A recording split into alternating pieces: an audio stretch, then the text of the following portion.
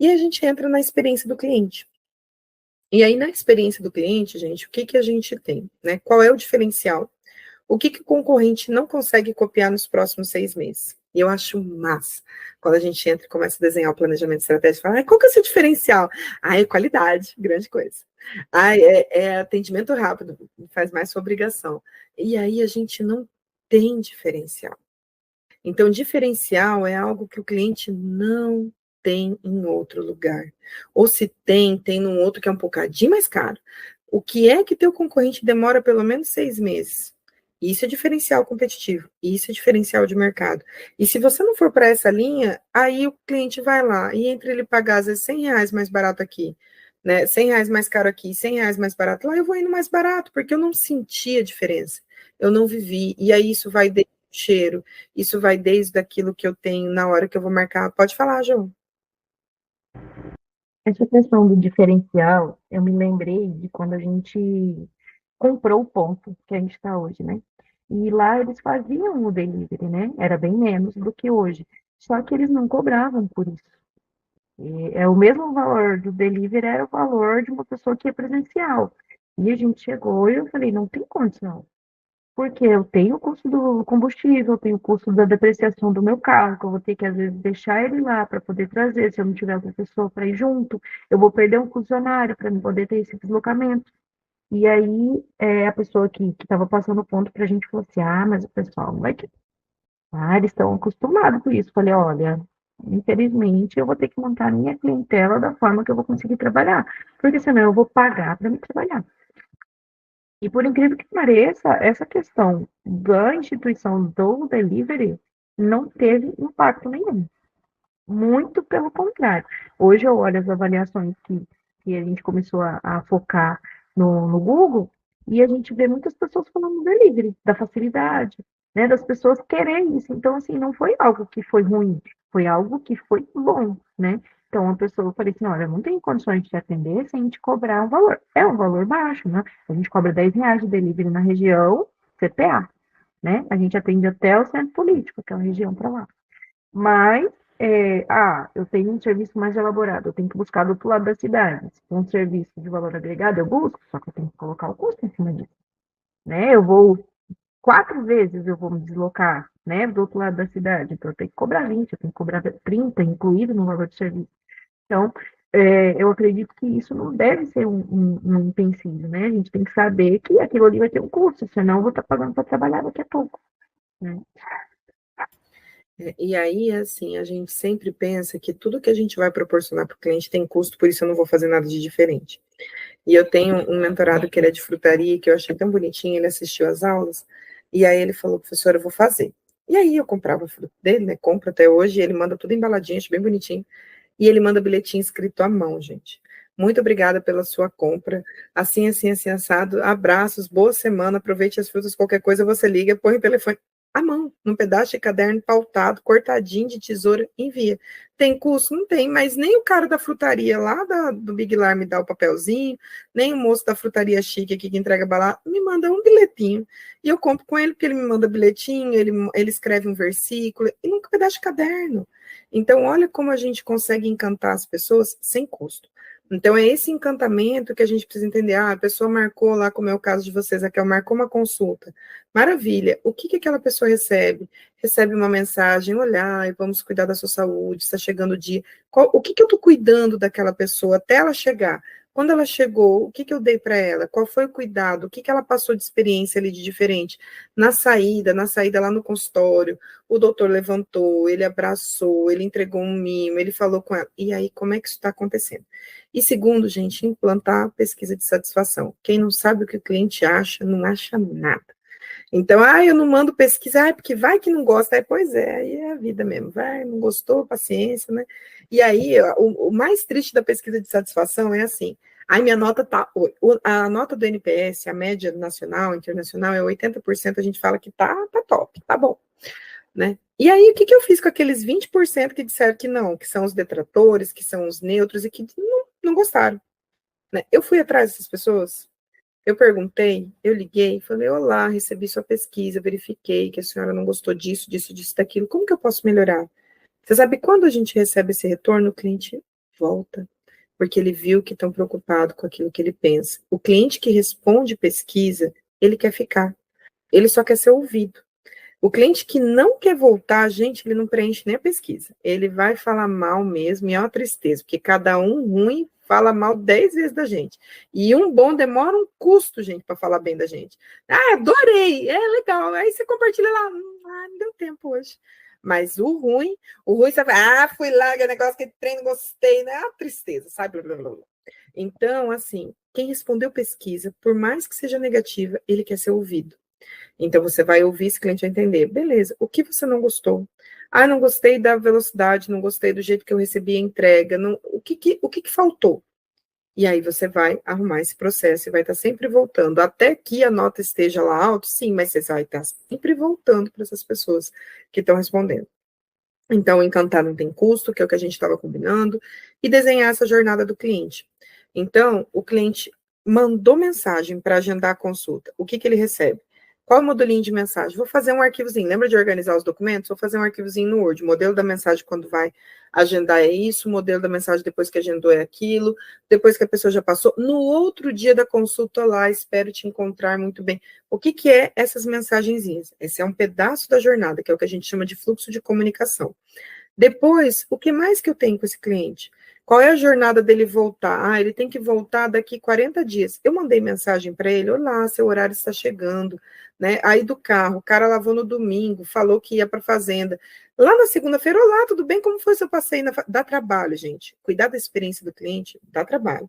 Como foi o seu passeio na fazenda? Seu carro está sujo? Quer que eu vá buscar para você passar a semana com o carro limpo? Eu estou cuidando do cliente.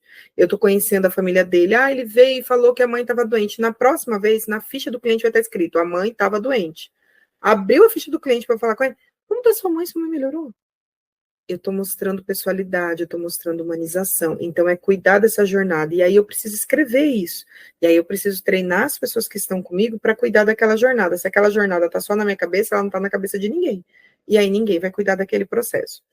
E o cliente fala da sua empresa, e aí eu gosto muito que vocês façam essa reflexão. O que o cliente fala da sua empresa quando ninguém vê? Quando fecha a porta, quando foi embora, o que é que ele está falando? Será que ele está de fato gostando?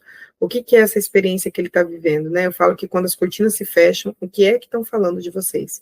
E é mudar e é se preocupar. E a gente só faz isso se a gente estiver pesquisando e cuidando de fato dessa experiência.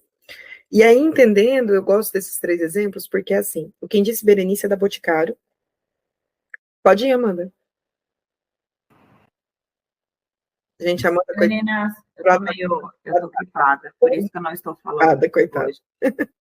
Eu só queria acrescentar uma coisa, quando a Cris falou assim, o que os clientes falam quando viram as costas, né, quando saem da sua loja. Mas vocês também já se perguntaram o que os funcionários de vocês falam quando saem da sua empresa? Porque eles a gente também precisa ver como um cliente nosso, né? A gente também precisa ter um certo cuidado, né? Como a Cris estava falando, a questão dos benefícios, né? E os bônus, a gente usa isso também para mantê-los como clientes nossos. Então, a gente precisa também saber o que eles falam que a gente não escuta, né? A rádio corredor ali, né? É só esse o acréscimo. Maravilha. E aí a gente tem situações. A Kodak, gente, pasme, né? Foi quem inventou a tecnologia da foto digital, mas ela não botou fé e perdeu o mercado. Então, muitas vezes é assim, quantas vezes são que a gente olha, tem uma pesquisa científica que diz que 400 pessoas têm a mesma ideia no mundo, só 3 tiram do papel. Então, no exato momento que você tiver uma ideia, 400 pessoas, você pode pensar, putz, tem mais 400. Ou vocês vão estar entre as 3 que tiraram do papel, ou vocês vão estar entre as 397 que não tiram do papel. Mas a gente, por vezes, se surpreende e diz assim, nossa, esse cara ganhou dinheiro com isso, eu tive essa ideia em tantos anos. Mas a gente não tirou do papel, a gente não fez. Isso foi o que aconteceu com a Kodak. Ela não cuidou da experiência do cliente, ela não pensou no cliente, ela focou tanto no processo, em arrumar dentro de casa, e ela não olhou para o futuro.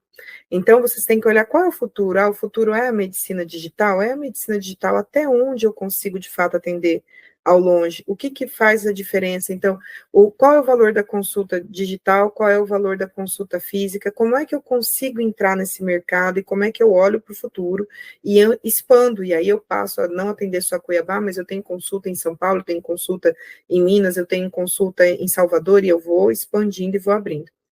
E a Quem Disse Berenice é uma oportunidade de mercado. A Boticário, porque fazia pesquisa, e aí a importância de pesquisa. A pesquisa do NPS, ela é um termômetro, por isso ali eu deixei a brincadeira com vocês que vai e volta, mas a gente tem pesquisas mais objetivas, que é entender o mercado, né? Olhar o meu CRM, lembra de organizar os dados? Se eu não sei quem são meus clientes, eu não sei se a maior parte do meu público é mulher, eu não sei se a maior parte do meu público a idade é de 25 a 40 anos, se eu não conheço o meu cliente, como é que eu vou propor uma experiência interessante? Como é que eu vou nichar o mercado? Como é que eu vou dizer que está dando certo? Por que vocês acreditam que a gente abriu um grupo para mulheres? Porque 85% de todos os cursos que a gente aplicou para 7 mil pessoas era mulher. Aí eu falei para as meninas, esquece os 15%, tá tudo certo, vamos viver, vive, é para mulher e é só para mulher. Ai, não gostei, teve um aluno que me mandou mensagem no privado, pô, professor, entrei, ele entrou no grupo, sabe? Entrei no grupo e só mulher, eu falei, é para mulher, amado, ó, procura seu grupo e vai ser feliz, e tá tudo certo. Então, assim, a gente precisa se posicionar. O que aconteceu com Quem Disse Berenice? Ela viu que não entravam no público, pessoas abaixo de 30 anos não entravam no Boticário. Então, da mesma indústria que sai Boticário, sai Quem Disse Berenice. Mas ela montou toda uma linguagem e agora ela atraiu quem? O público jovem. Então, a gente precisa estar olhando e entendendo quem é o nosso público, ouvindo o cliente, né? A Usaflex, ela veio nessa vertente aí do que é confortável, a gente usa, agora até tem os concorrentes ali que estão, mas quem eu sou, né? Eu vou ser a Kodak, né? Eu vou ser o Usaflex, que vai estar focado no público, em conforto, em dar experiência, ou eu vou estar ali, como Quem Disse Berenice, olhando o meu mercado, entendendo, puxa, olhei o meu CRM, e eu vi que eu estou dizendo ali, que a gente está conversando aqui, eu atendo assim a partir de 12, mas eu estou vendo que o meu público é de 20 a 35, é de 40 a 60. Puxa, então eu vou focar em fazer aquilo ali e vou tratar aquele público diferente. E aí eu vou ter um outro Instagram, ou eu vou ter uma outra comunicação para aquele outro público, porque eles se comunicam de forma diferente. E aí é assim, eu fiz um post voltado para 40, 60, fiz um vídeo e deu engajamento, deu agenda, deu ok. E fiz um outro voltado para adolescente dentro da comunicação. Eu vou postar no Instagram? Não, eu vou postar no TikTok. Onde é que tá a galera jovem? Então, se o meu público é a partir de 12, então eu tenho Instagram, eu tenho TikTok para a galera dos 12, e eu preciso entender onde é que esse público está e como é que a coisa está acontecendo. E aí a gente chega no Lindeza, né? De marketing e vendas, porque a gente pensou todo o negócio para trás. E qual é o nosso grande problema? A gente não pensa daqui para trás, e a gente chega no Instagram e faz um monte de coisa, tudo embananado assim, atravessado, nada deu certo, e eu tô postando, eu tô pagando a nota, e não tá dando dinheiro, mas eu tô fazendo, né? Eu tô indo, porque eu não olhei daqui para trás. Então a gente chega nele por último, porque é aqui, depois que eu pensei, depois que eu organizei a casa, depois que eu estipulei meta, depois que eu desenhei a experiência do cliente, aí eu vou comunicar isso, mas eu pesquisei, eu entendi como eu vou fazer, e aí a gente vai. O que é obrigação, tá, gente? Seu negócio precisa vender, ter meta, estratégia de venda. É consultório, tem meta. É roupa, tem meta. É lava-jato, tem meta. É a cerâmica personalizada, tem meta. É mentoria, como é o caso da minha, tem meta. Tem que ter meta. Não tem meta, tá errado, vai dar ruim, não tem jeito, vai fechar, hora ou outra vai quebrar. Teste, teste, teste, teste. Novas estratégias toda semana. Veja o que dá maior conversão de venda. E aí eu vou mostrar para vocês um gráficozinho de funil. E aí faz igual louca. O que a gente faz? A gente não testa, a gente faz igual louca, a gente sai fazendo, a gente não vê o que deu certo e faz. Então, testa, dá uma testada, faz um vídeo, vê se dá engajamento, faz um post, manda uma mensagem diferente, põe um brindezinho diferente. O cliente gostou, ele deu feedback, deu, então eu vou implantar isso aqui para todo mundo agora. Aí eu vou crescer com aquilo. O que a gente faz de errado? A gente não testa e já, fiz um monte de coisa nessa porcaria dessa empresa, nada certo, né? Aí a gente vai no louco, a gente já puxa no 12. O que é obrigação? Google Meu Negócio, WhatsApp Business, Instagram, Facebook, site, LinkedIn para quem é de serviço, então Mia aqui fica o ponto, tá? Então mexo com serviço, tenho que estar no LinkedIn e tem que ter na minha rede as pessoas relacionadas a isso. vendas online digital, e aí a gente tem o exemplo da Kátia, né, vende pelo WhatsApp, eu morro de que quando eu compro roupa dela, ela me manda, não, recebo de você de qualquer jeito, é Pix, é cartão, é não sei o quê, ela dá um jeito, a bicha é terrível. Então, assim, como é que eu faço o mínimo? O mínimo, gente, o Google Meu Negócio, ele é uma puta de uma ferramenta, de grátis. Então, assim, não paga nada. O que ele faz? Ele te impulsiona. Você vai falar para o cliente, ó, comenta aqui, lá da satisfação que vocês querem, só que lógico, né? A gente tem que entender que a gente corre os riscos. Né? Quando a média começa a cair, o Google também não te impulsiona. Então, eu primeiro cuidei do quê? De todo o processo, eu arrumei a casa, e aí eu começo a entrar com as promoções de Google. E aí, essas promoções são muito assim, ó, te dou 5% de desconto na lavagem, te dou um cheirinho, eu passo diferente o vidro, nós vamos passar uma cera no seu carro, comentando no Google na hora de apresentar no caixa. Na próxima, e aí não é no dia, é na próxima, porque eu estimulo o cara a voltar. Na próxima lavada, você tem 10% que você vai me mostrar o print do negócio do Google. E aí eu vou fazendo as estratégias e vou lançando aquilo ali. Então, eu vou crescendo e vou inflando aquilo. Ferramenta é free e é a linha do que eu mostrei para vocês. Não tem desculpa, o YouTube está aí, não sei fazer. Ai, não sei mexer com vídeo, que coisa, que triste, vai aprender. Ai, não sei mexer no campo, é difícil mesmo. Não sei mexer no Instagram, tem um monte de vídeo, né? Então, assim, tudo dá para a gente aprender, é só a gente entender que o foco é aquele, eu quero crescer naquilo, vou fazer ela dar certo. E a rede social de vocês, ela precisa contar uma história. Qual é o nosso problema? A gente quer o tempo inteiro enfiar produto goela abaixo, e produto tem de quilo, gente. O Amazon vende produto e a gente não precisa nem gastar tempo conversando com as pessoas. Então, eu compro de pessoas. Por que explode Boca Rosa da Vida, Natália Beauty? Porque são gente, são pessoas atrás do negócio. E aí, aonde que eu vou entender essas pessoas? Eu vou criar personalidade. Então, qual é a história por trás ali do porquê que a Lara montou as roupas? A Lara montou as roupas porque ela queria uma moda sofisticada, para meninas, para, né, crianças pequenas, que não tivesse mostrando o corpo, que fossem dentro da linha da delicadeza. Tem uma história, ela é mãe de gêmeas. Então, qual é a história que eu conto lá na minha empresa? É o porquê. O meu porquê, porque eu tenho as meninas, e eu queria ver as mulheres sendo transformadas. Ainda ontem, numa determinada conversa de consultoria, o porquê que eu faço? Eu faço porque eu quero transformar as mulheres do futuro. Então, é esse o ponto, é achar o seu porquê, e esse porquê precisa ser comunicado ali. O que a gente está comunicando o tempo inteiro? Preço da consulta, preço disso, preço daquilo, o que é que eu faço? E aí não tem engajamento das pessoas naquilo.